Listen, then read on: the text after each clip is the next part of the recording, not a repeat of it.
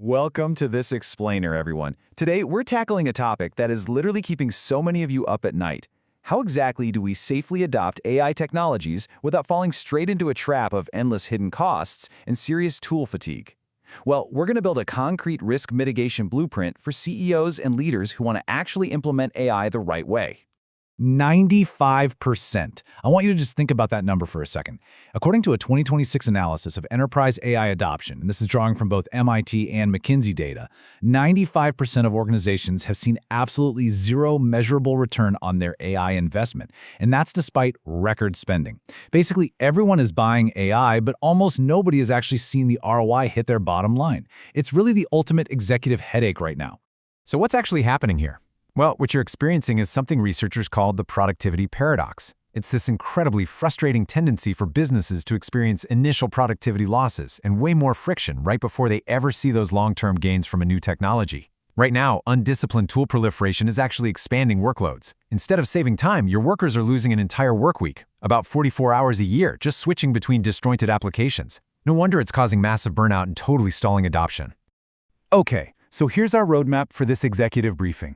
First, we just touched on the productivity paradox. Next, we'll uncover those hidden AI costs. Then we'll talk about flipping the implementation pyramid, dive into the 5A's mitigation framework, and finally, wrap up with balancing humans and AI. Let's jump right into uncovering the truth about those hidden AI costs. Hard data from Pertama Partners paints a pretty grim picture. When organizations greenlight an AI initiative, the budget they originally approve almost never reflects what they actually end up spending. A staggering 68% of AI projects completely blow past their initial budget estimates.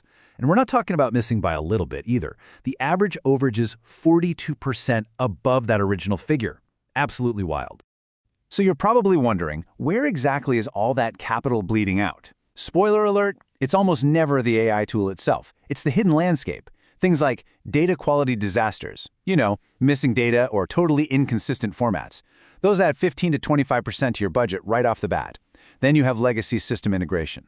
Trying to connect a shiny modern AI to some pre-API enterprise infrastructure? Yeah, that adds another 10 to 20%. And let's not forget organizational resistance, the very real fear of job displacement or process change, which tacks on another 8 to 15%. When all these compound, your business case fundamentally changes. So, how do we financially mitigate this mess? You've got to build highly realistic contingency budgets that reflect these exact risk profiles.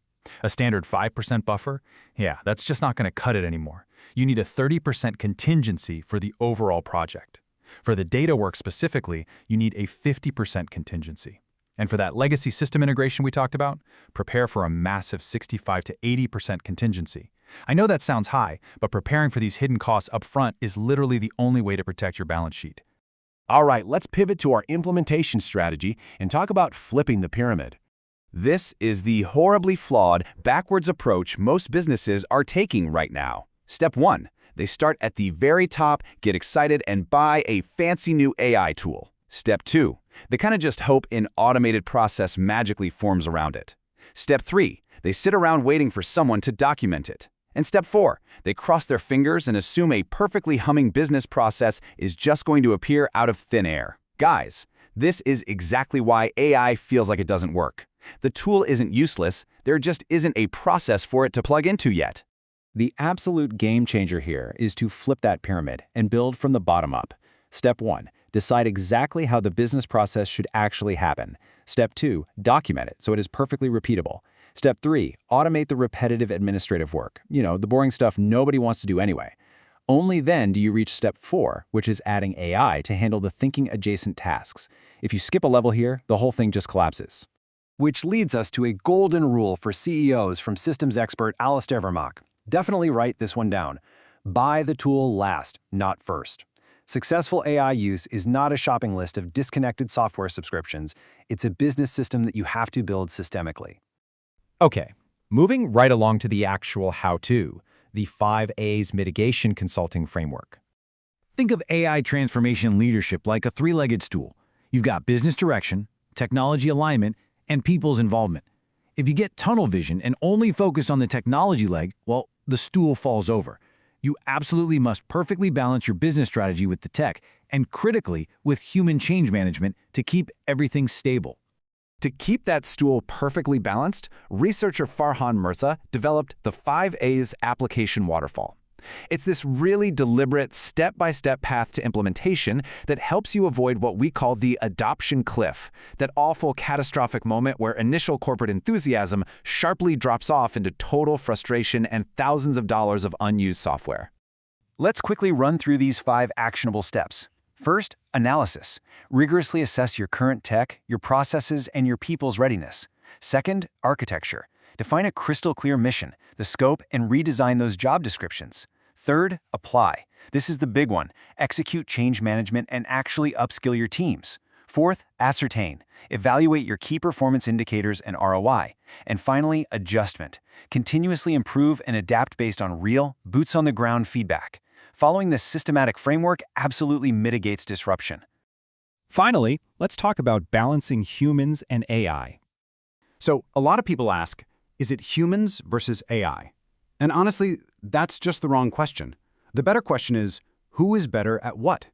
We need to draw a hard strategic line here. Humans are infinitely better at building trust, reading a room, negotiating complex deals, and making strategic judgment calls when we have incomplete information. AI, on the other hand, is incredible at working fast, sorting vast amounts of data, spotting hidden patterns, and blasting out first drafts. Which leads us to this really profound realization. If you put a human in an AI seat, they just get tired, bored, and burned out. But if you put an AI in a human seat, your clients are going to feel it immediately, and that hard-earned trust will evaporate. Real business growth only happens when each resource, human or machine, stays in the seat it's actually good in. As we wrap up this explainer, I want to ground everything we've talked about in a fantastic quote from expert Christina McHellerant at MIT. She says AI isn't plug and play. It requires systemic change, and that process introduces friction. You just can't buy a subscription and expect an overnight transformation. Systemic, highly structured change is non-negotiable for AI success. So, I'm going to leave you with a bit of a provocative question to take back to your executive teams today. I want you to audit your current AI stack and honestly ask yourselves, are you building a purposeful business system right now? Or are you just funding a software graveyard? The window to course correct is definitely still open. If you choose strategic focus over tool proliferation, you will absolutely see the ROI you've been looking for. Thanks so much for joining me on this explainer, and I'll catch you next time.